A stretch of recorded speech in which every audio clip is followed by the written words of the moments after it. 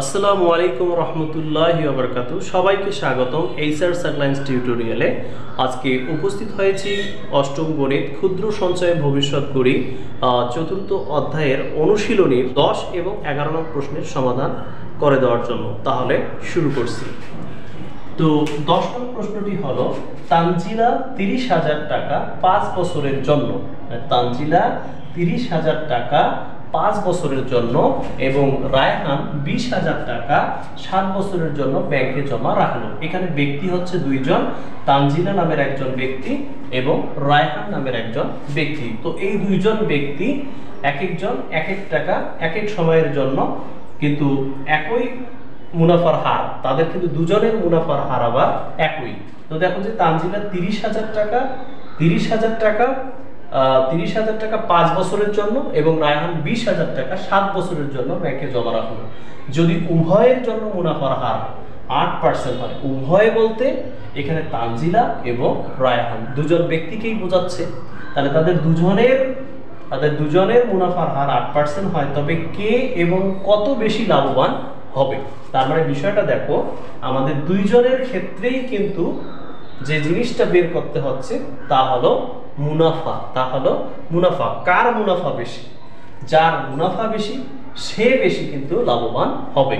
তো এই অঙ্কটার মধ্যে দুই ক্ষেত্রেই আমাকে মুনাফা বের করতে হবে। তো আমরা সর্বপ্রথম লিখব তানজিলার ক্ষেত্রে। তো এই 10 নং প্রশ্নের সমাধান আমরা করব। এই 10 নং প্রশ্নের আমরা সমাধান করব যে তানজিলার ক্ষেত্রে, তানজিলার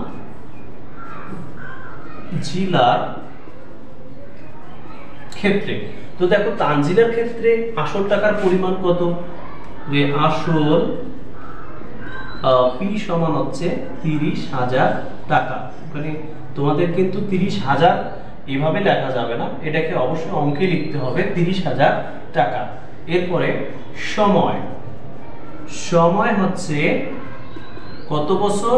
5 বছর। সময় হচ্ছে 5 বছর। এরপরে দেখো উভয়ের কিন্তু মুনাফার হার একই, তার মানে মুনাফার হার আর সমান কত পার্সেন্ট? 8%। তাহলে 8% মানে 0.08। তাহলে এখান থেকে আমরা তানজিলার ক্ষেত্রে তানজিলার মুনাফার পরিমাণটা আমরা বের করব। তো আমরা জানি যে মুনাফা আই সমান পি আর এন। তো তানজিলার ক্ষেত্রে মুনাফা আই সমান হচ্ছে পি আর এন। তো দেখো যে পি বলতে আসল টাকার পরিমাণ, তার আসল হচ্ছে 30,000 গুণন আর হচ্ছে 0.08 এবং সময় এম হচ্ছে 5 বছর। তো এখন এটাকে যদি আমরা ক্যালকুলেটরে ক্যালকুলেশন করি বা হিসাব করি তাহলে কত আসবে? তাহলে 12,000 টাকা আসবে। কত আসবে? 12,000 টাকা। তো এটা হচ্ছে তানজিলার ক্ষেত্রে 30,000 টাকার 5 বছরে 8% মুনাফার হারে তার মুনাফা হচ্ছে 12,000 টাকা। তো এখন আমরা রায়হানের ক্ষেত্রে রায়হানের মুনাফার পরিমাণটা বের করব। তো এখন আমরা লিখব যে রায়হানের ক্ষেত্রে, তো রায়হানের ক্ষেত্রে আসল টাকার পরিমাণ কত? তাহলে আসল পি সমান হচ্ছে 20,000 টাকা এবং সময় কত? সময় হচ্ছে এম সমান সময় হচ্ছে 7 বছর। 7 বছর। তাহলে মুনাফার হার কত? উভয়ের মুনাফার হার যেহেতু সমান, সেহেতু আমরা লিখতে পারবো 8%। 8% মানে 0.08। তাহলে এখন রায়হানের ক্ষেত্রে রায়হানের মুনাফা কত? তাহলে আমরা জানি মুনাফা আই সমান পি আর এন। তাহলে এখানে পি এর মান হচ্ছে কত? 20,000 টাকা। আর এর মান কত? 0.08 এবং এর এর মান হচ্ছে 7 বছর। তো এটাকে যদি ক্যালকুলেটরে আমরা হিসাব করি তাহলে কত হবে? 11,200 টাকা হবে। তো এটা হচ্ছে রায়হানের 20,000 টাকা 7 বছরের 8% মুনাফার হারে মুনাফার পরিমাণ হচ্ছে 11,200 টাকা। তো এখান থেকে আমরা স্পষ্ট লক্ষ্য করতে পারছি যে তানজিলার মুনাফা হচ্ছে 12,000 টাকা এবং রায়হানের মুনাফা হচ্ছে 11,200 টাকা। তাহলে এখানে প্রশ্নটা বলা হয়েছে যে কে, তাহলে আমরা বলবো তানজিলা, এবং কত বেশি লাভবান হবে। তাহলে আমরা যদি 12,000 থেকে এই 11,200 টাকা বিয়োগ করি তবেই কিন্তু আমরা বলে দিতে পারবো যে তানজিলা কত বেশি লাভবান হবে। তাহলে আমরা কি বলবো যে তানজিলা বেশি লাভবান হবে কত টাকা, সেটা আমরা বিয়োগ করে দেখায় দেবো, ঠিক আছে। তানজিলা বেশি লাভবান হবে, অর্থাৎ তানজিলা কত বেশি লাভবান হবে, দেখো 12,000 বিয়োগ 11,200। তো এখন যদি আমরা 12,000 থেকে 11,200 মাইনাস করি তাহলে কত হবে 800 টাকা। তো এটাই হচ্ছে আমাদের 10 নং প্রশ্নের সমাধান। দেখো প্রিয় শিক্ষার্থী বন্ধুরা, আমরা যেহেতু বুঝতে পারলাম যে তানজিলার মুনাফা হচ্ছে 12,000 টাকা এবং রায়হানের মুনাফা হচ্ছে 11,200 টাকা, তো এখান থেকে আমরা স্পষ্ট বুঝতে পারি যে তানজিলা বেশি লাভবান হবে। কে বেশি লাভবান হবে, কত বেশি লাভবান হবে, তানজিলা বেশি লাভবান হবে 800 টাকা। তো আমরা কি করলাম, তানজিলার 12,000 থেকে রায়হানের 11,200 বিয়োগ করলাম। তো বিয়োগ করার পর আমরা কত পেলাম 800 টাকা, তার মানে তানজিলা বেশি লাভবান হবে। তো এই ছিল 10 নং প্রশ্নের সমাধান, আশা করি বুঝতে পেরেছ। 11 নং প্রশ্ন, শরীফা 70,000 8% মুনাফা হারে এবং জহির 50,000 টাকা 12% মুনাফা হারে ব্যাংকে জমা রাখলো। 6 বছর পরে কে এবং কত বেশি লাভবান হবে। তো এই অঙ্ক এবং এই অঙ্ক প্রায় একই। তো এটার মধ্যে কি ছিল, এটার মধ্যে উভয়ের মুনাফার হার সমান ছিল, কিন্তু 11 নম্বর প্রশ্নটার মধ্যে উভয়ের অর্থাৎ দুজনেরই কিন্তু সময়টা একই, মানে শরীফার ক্ষেত্রেও সময় হচ্ছে 6 বছর এবং জহিরের ক্ষেত্রেও সময় হচ্ছে 6 বছর। তো অঙ্কের ক্যাটাগরি প্রায় সেম। তো শরীফা 70,000 8% মুনাফা হারে 6 বছর পরে সে আসলে কত টাকা মুনাফা পাবে। শরীফা 70,000 8% মুনাফা হারে 6 বছর পর কত টাকা মুনাফা পাবে এবং জহির 50,000 টাকা 11% মুনাফা হারে 6 বছর পর ব্যাংক থেকে কত টাকা মুনাফা পাবে। দুজনের মুনাফাটা আমরা তুলনা করলে বুঝতে পারবো কে এবং কত বেশি লাভবান হবে। তাহলে শুরু করছি। তো শরীফার ক্ষেত্রে আসল টাকার পরিমাণ কত। তো শরীফার ক্ষেত্রে আসল টাকার পরিমাণটা হচ্ছে 70,000 টাকা। তাহলে আমরা 70 লিখে 3টি শূন্য দেব, 70,000 টাকা।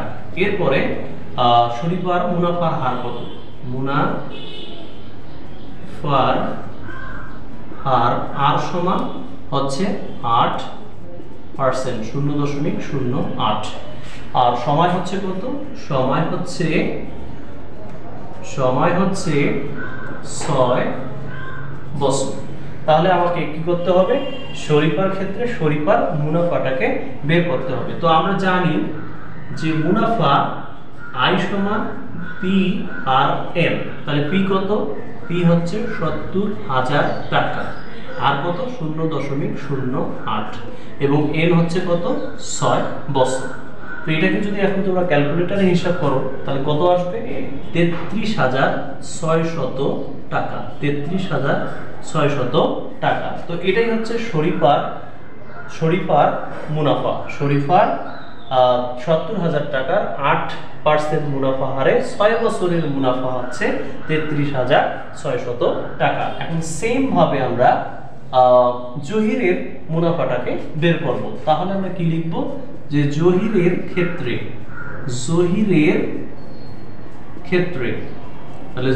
ক্ষেত্রে আসল টাকার পরিমাণ কত, তাহলে আসল পি সমান হচ্ছে কত 50,000 টাকা, 50,000 টাকা।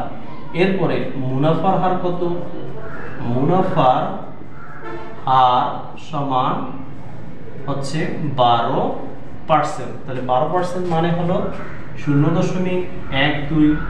এরপর সময় কত, যেহেতু উভয়ের সময়ের পরিমাণটা হচ্ছে 6 বছর তাহলে জহিরের মুনাফা কত? তাহলে আমরা জানি যে মুনাফা আই সমান পি আর এন। তাহলে পি হচ্ছে কত?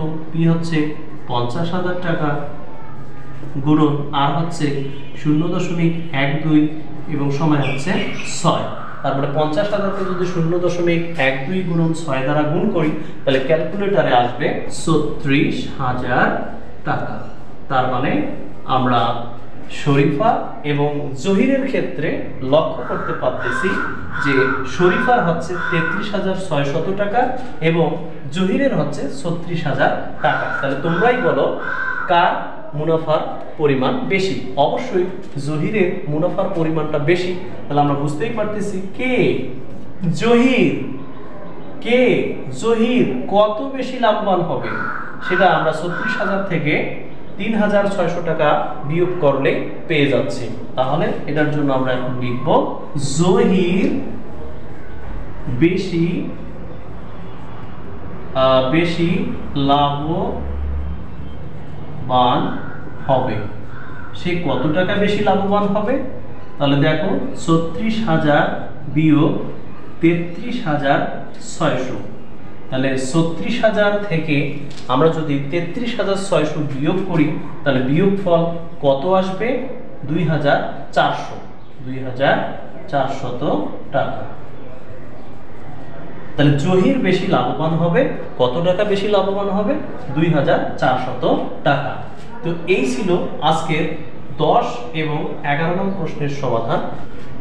তো প্রিয় শিক্ষার্থী বন্ধুরা, আশা করি তোমরা আজকের 10 এবং 11 নং প্রশ্নের সমাধান বুঝতে পেরেছো। ভালো থাকবে, সুস্থ থাকবে। আসসালামু আলাইকুম ওয়া রাহমাতুল্লাহি ওয়া বারাকাতুহু।